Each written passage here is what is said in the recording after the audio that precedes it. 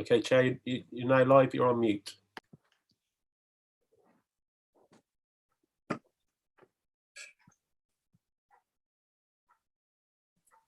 I'd like to welcome members of the Standards Committee, officers and members of the public viewing on YouTube to this virtual meeting.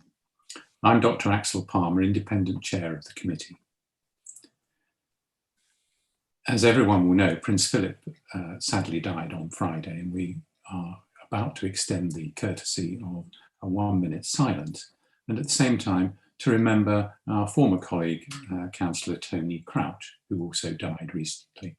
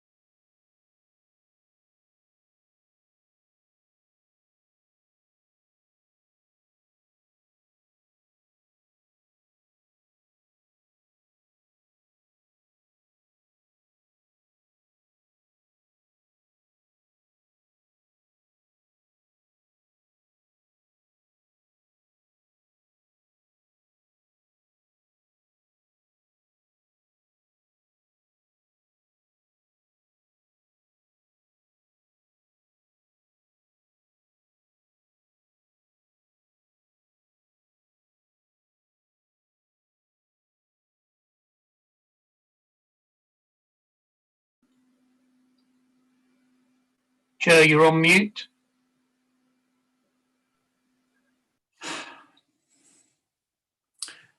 I'll now call out the names of the other participants in this meeting. Councillor Jess David. Hello, present. Councillor Sally Davis. Present. Councillor Duncan Hounsell. Present. Councillor Michelle O'Doherty. Present. Councillor June Player. Present. Councillor Kathy Thomas. Present. And I can't see Councillor Clive Fricker. But I can see the independent member, which is Tony Drew. Present, thank you, Chair. And I can also see independent members Deborah Russell. Present. And Cyril Davis. Cyril, you're doing the same as me. I don't know who it says that you're on mute, but... I've received apologies for Clive, so he won't be here, Clive Fricker.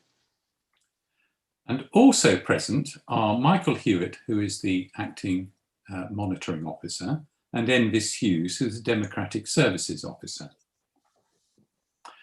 The Council has agreed a protocol to cover virtual meetings, and this meeting will operate in line with that protocol in accordance with the Coronavirus Regulations 2020.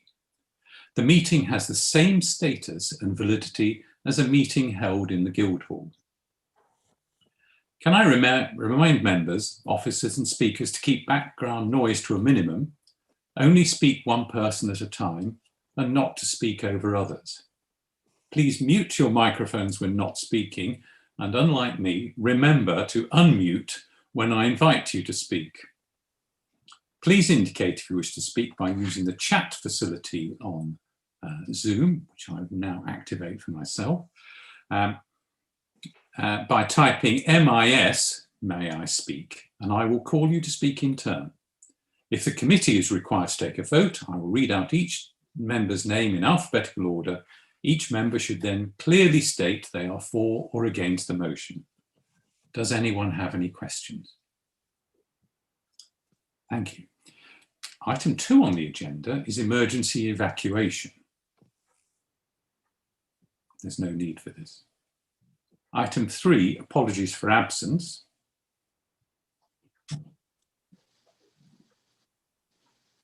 Oh, we just have apologies for Clive Fricker, who's unable to make it today. Thank you. And since our last meeting, I recall that Tony Crouch sadly died. Item number 4 is declarations of interest, if any. Seeing none, thank you. Item number 5 is urgent business agreed, and there's none that I'm aware of. So item number 6 is items from the public to receive deputation statements, petitions or questions. There are none. Item 7 is items from councillors and co-opted and added members relating to the general business of the committee. There are none. Item 8 is minutes of the meeting of the 19th of November 2020. I have not received any suggested amendments. Enfys or Michael, have you received any? In which case, may I propose these minutes be accepted the true record? Aye. Thank you. May I now change the order of items 9 and 10 to reverse them?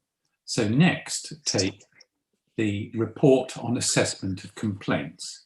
And if I can invite Michael to introduce this item. Thank you, Chair. You'll have amongst your papers Appendix 1 to Item 10, which is a schedule of complaints. There have been 4 new complaints received in 2021, and there have been no further complaints received in 2020 since we had the committee in November. And of the 4 new complaints received, 2 relate to Baines members and 2 relate to parish councillors. And of those further 4 received, 3 have been concluded and 1 is ongoing. Item 01 of 21 was concluded against the Baines councillor with no breach. Item 2 of 2021 was concluded with advice to a parish councillor. Item number 3 of 2021 was concluded with no breach. And item 4 of 2021 is ongoing. Since the papers have been published, the council's received 3 further complaints, which are in the process of being processed, but haven't yet gone out to the independent member or the independent chair. And since I reported on cases in November 2020, 5 cases have concluded. 1 was withdrawn. 3 were no breach findings, and 1 was a local settlement. And having reviewed the complaints, I can see no pattern or consistent fault, and that's all I've got to say on the matter, if that's okay. Thank you, Michael. I know that Sally Davis would like to say something. Yeah, I think it's probably just a typo on the reports, because where you talked about the Baines councillors, it's got P councillors by them, which implies it's parish councillors. I think it's just a small typo on 1 and 3. Yep. Okay, thank you for that. Thank you. Are there any other comments, questions? Seeing none, the committee is asked to note the report and make any recommendations if required. There are none, so may we just note this item? Thank you. Moving on to what on your agenda is item 9, now in item 10, Model Code of Conduct. And perhaps I can invite, the papers have been circulating, if I can invite Michael to deal with this item, please. Thank you, Chair. Amongst the papers, you'll find the Local Government Association's new Model Code of Conduct 2020, and I've also included a explanatory note prepared by lawyers in local government. And I think it's sensible just to sort of set the context for the new code. You'll remember that 2 years ago, the Committee on Standards in Public Life made recommendations to the government with regard to changes to the Localism Act, which they felt were appropriate. And one of the recommendations was to provide an updated model code. The purpose of doing that was to ensure there was consistent approach across the country and hopefully thereby avoid confusion. The code you've got in front of you today is a template which the LGA hope is adopted across the country, and the intention of the LGA is to review the code on an annual basis. I'm also aware that guidance will be issued to support the code, and that's guidance for members, as well as guidance to monitoring officers in the investigation of complaints.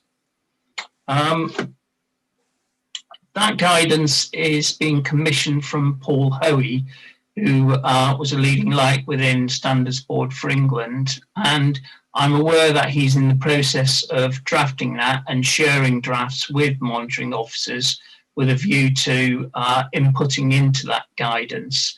And the intention is that should be published at the end of this month. Looking at the code itself, there's very few differences between it and Bain's code.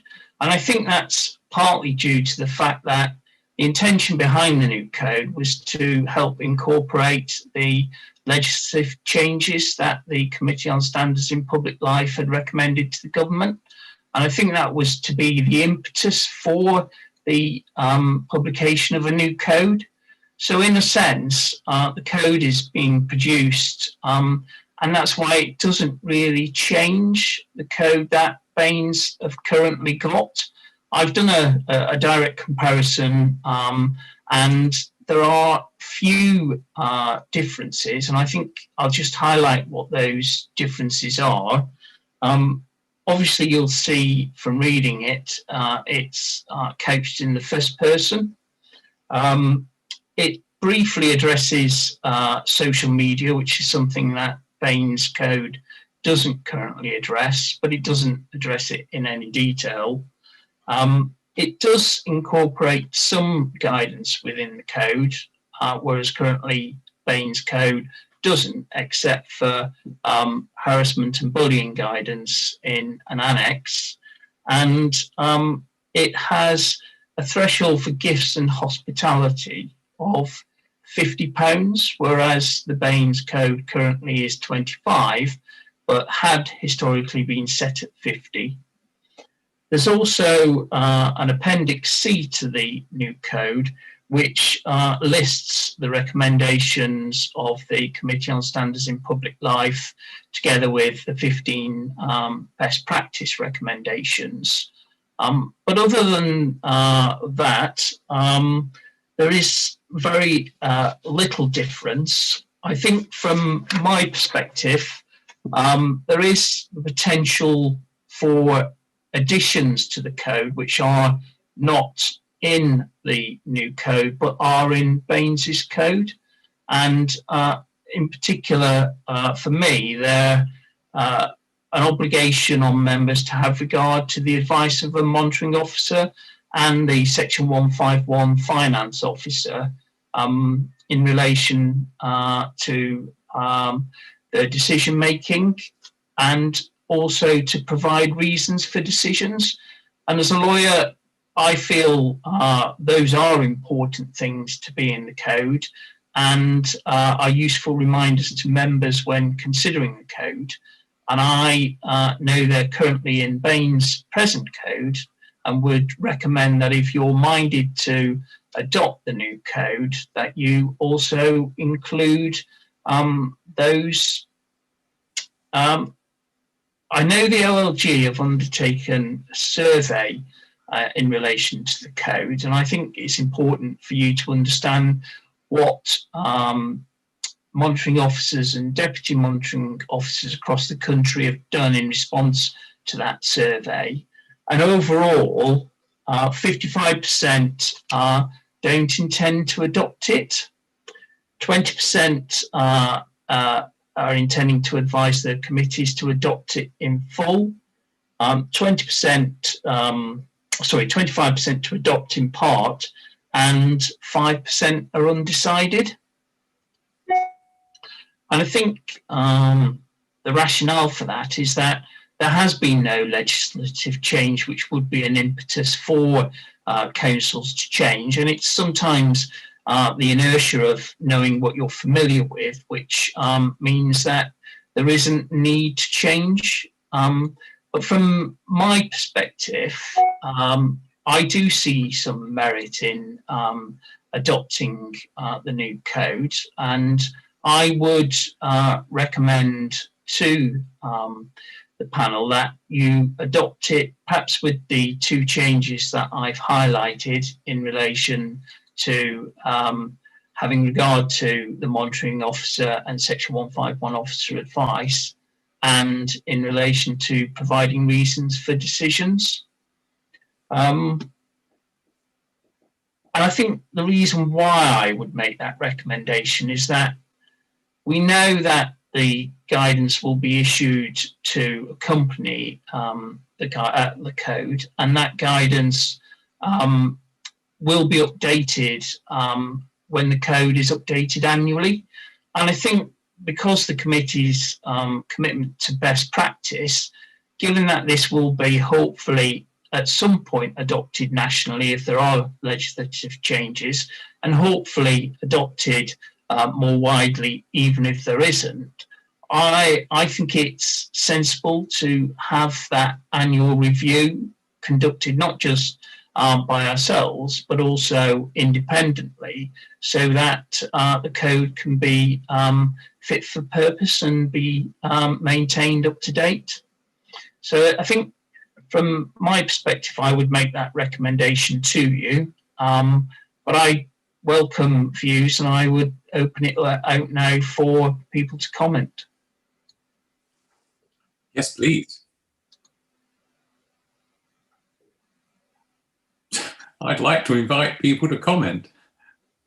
And Sally, would you like to go? I see others, they've got them just before me, so I don't know, perhaps Tony Drew is, I see above me, so as I spoke just now, perhaps Tony first. Tony. Okay, yeah, a couple of comments. One is I totally agree that it would be a good thing for the committee to adopt the code if it's so minded, and or presumably to recommend that to full council. And I think the message within the code is sort of slightly more positive than the old model code in terms of it being in the first person, and also in my reading of it, perhaps the concept of treating people with respect and courtesy is perhaps more clearly expressed in this revised code. One query I've got actually, which I wonder if Michael could answer, is if Baines were to adopt this new model code, would that have the effect that parishes who currently have adopted Baines's code as their code would then have to follow suit? Is that how it would work? I mean, from my perspective, they've adopted Baines's code, so they haven't, I suspect, reproduced that code on their own website. If Baines were to adopt the code, I think I would need to write to all clerks to advise that that had been the case, so that they could link to that, because I think that's what councils tend to do, parish councils. They simply adopt without the need then to update and change their own code. Fine. In effect, it might also be a kind of useful spin-off, that it would perhaps raise awareness within parishes and town councils about the code and its underlying principles. My only other query on this was the difference between the £25 limits for declaring gifts and hospitality as opposed to 50. My understanding of this, I may have got this wrong, but my understanding was that there was feedback, and that the feedback was quite mixed between those who thought that the £50 limit, which the old model code had, was too low, and some thought it was too high, and some thought it was about right. So because there wasn't any clear consensus, they simply decided to leave it as it was. Now, given that the Standards Committee in Baines has discussed this issue in some detail and has decided that £25 is a more suitable limit, I'm just wondering if it might be a reasonable approach to perhaps add in that as another amendment. I don't know what people think about that. Yes, that's certainly something that I had in mind to highlight is, and of course there are different views on that. If I can just, and no doubt colleagues will pick up on that in a moment or two, I think in relation to parish councils, having a code of conduct that is automatically reviewed annually would be of assistance to them, because they should have within their own codes the requirement to update once a year, and I think this will be of help to them. Sally, you're still second into bat. If you Tony's picked up the very point about the 25 versus 50, and I was going to suggest we kept ours at 25. As Tony said, it was quite a lot of debate to get to 25, so that was going to be one bit I was going to pick up.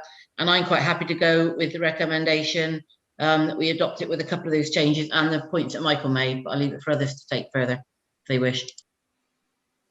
Thank you. Duncan, you're next down. Yeah, thank you. I agree with previous speakers that this model code of conduct is very well expressed, and I certainly recommend its adoption. The point about the I think it's under item index 10.2 about this gift or hospitality and the £50. It may have been discussed at length by committee, but not this committee. I don't recall it being discussed by this particular committee in this 4-year cycle. And I think the monitoring officer made a very good point about this being something that can be adopted across councils, so that there's some consistency, and so the public can understand wherever you live that what's an acceptable gift and what isn't. I think the £25 is unnecessarily strict, and actually doesn't really the size of it.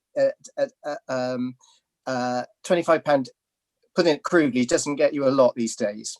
And I've never had any gift of hospitality, and I certainly don't anticipate it. But I do feel that £25 is a very, very sort of tight figure, and I think it's so low, it's unreasonable. And I would recommend that we go to the £50 for consistency across all councils. Thank you. I think, Duncan, we may come back to that.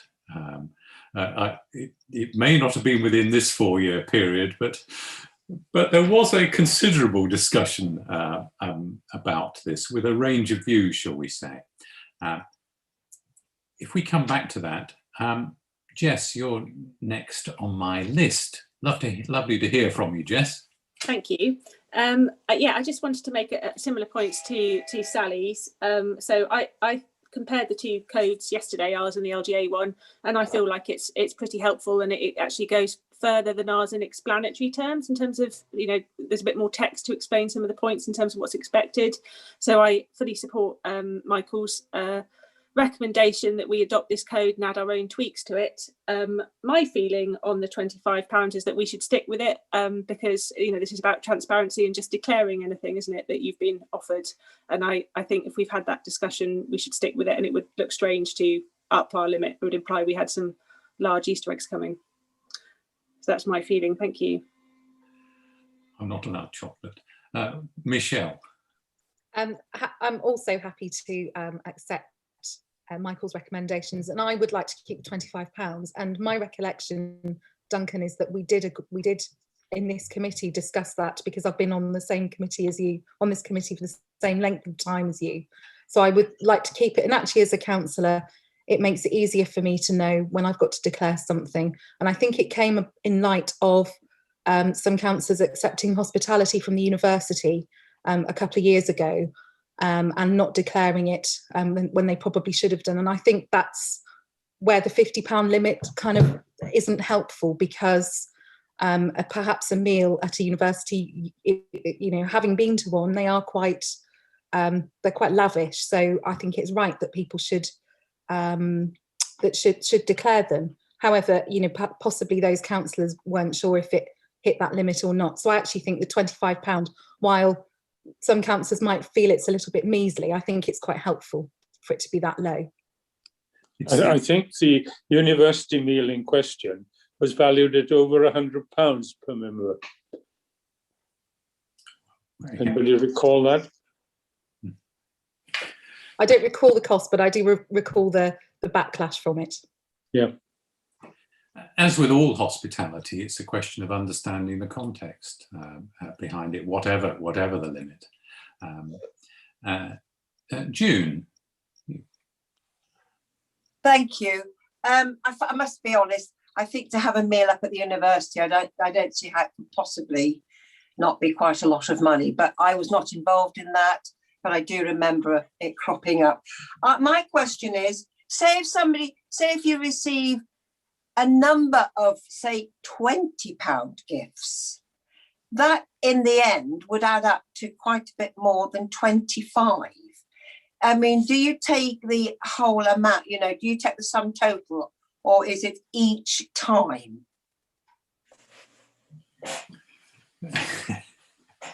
Well, it depends. It will depend upon the circumstances. And whether they're from the same person or organisation, whether they're connected with the same, or have some connection. As I said, the context is in what circumstances are gifts made and received. So what's the answer? I think it will be. It depends, Michael. I'm quite happy to come in here. I believe that our current code does look at the cumulative impact of gifts. I don't believe the new proposed model code does so. And if that was felt to be relevant, then we could seek to replicate what was originally agreed when the change took place from 50 to 25 for Baines's code. I don't want you to think that I've been having endless £20 gifts, by the way, folks. However, I don't think it should exceed £25 personally. I think it's very hard to gauge. I have received something which I was not sure, and I thought anything I ever get, which is hardly, not that often, I instantly report, because I just think it will be just my luck that this is the one that I should have reported. Yes, I don't think it should be 25. I'm actually all for it being even lower, but there you go.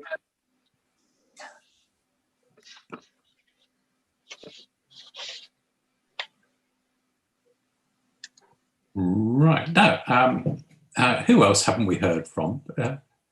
Deborah, is there anything you'd like to add to the conversation? Well, only that I think the new code, is, as everybody else has said, is much clearer than the old one. I'm quite happy to accept Michael's suggested amendments.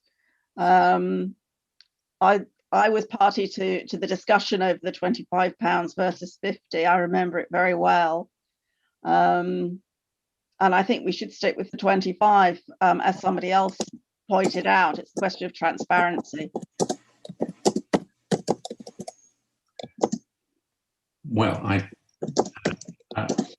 I haven't detected any massive antipathy towards the idea of retaining the current 25. There could be arguments for it.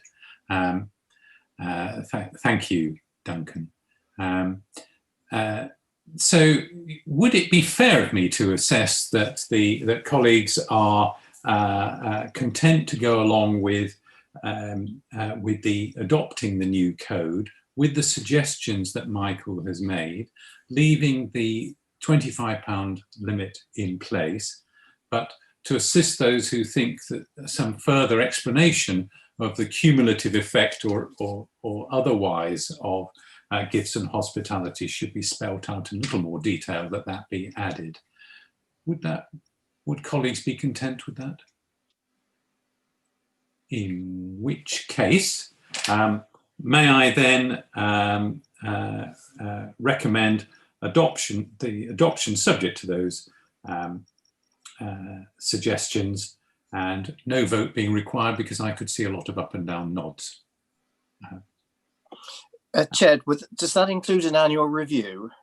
To include the annual review. Yes. Yeah.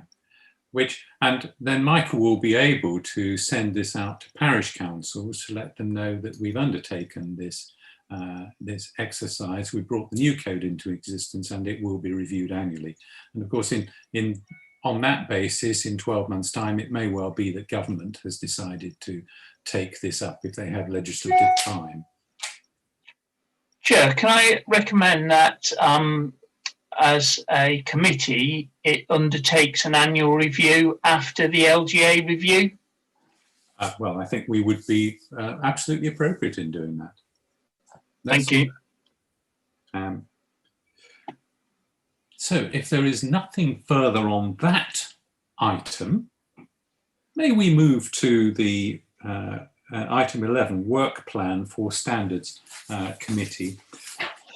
Colleagues will have seen that. One of the things that has slipped off this is we have planned some training session on oral hearings. That is outstanding, in the hope that we could put that into place once the physical meetings were back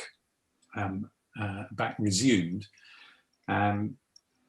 If that can happen, then obviously we'd like it to happen. If not, then I gather everybody, apart from me, is very familiar with Zooms and these conversations, and it is possible we could have the training by Zoom. They're not quite as good as seeing everybody face to face. Michael, do you want to go through the work plan? Chair, the next meeting is on the 13th of July, and currently it's proposed to do the annual review of the Code of Conduct. But in light of what's been recommended today, then once that recommendation is made to Council, and if it adopts it, then there wouldn't be a need to undertake a review until the LGA had reviewed the new code in due course. So unless there is a requirement to hold a hearing, I would propose that the 13th of July meeting is cancelled, and either we have some training at that meeting, as you suggested, or we deal with that at another time when members are available. But it wouldn't then be a public meeting. It would simply be a meeting for councillors as a training exercise. Yeah. Good. I can see lots of up and down nods to that. So let's go ahead with that, if we may. So with the time at 4:36, that's comes to the end of this agenda. I'd like to thank everybody who has taken part, members of the public who've watched on YouTube. The next meeting scheduled is now the 12th of October, 2021. We may, of course, have some training in the meantime.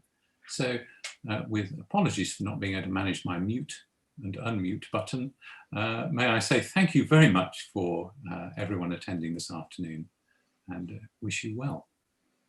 Thank you.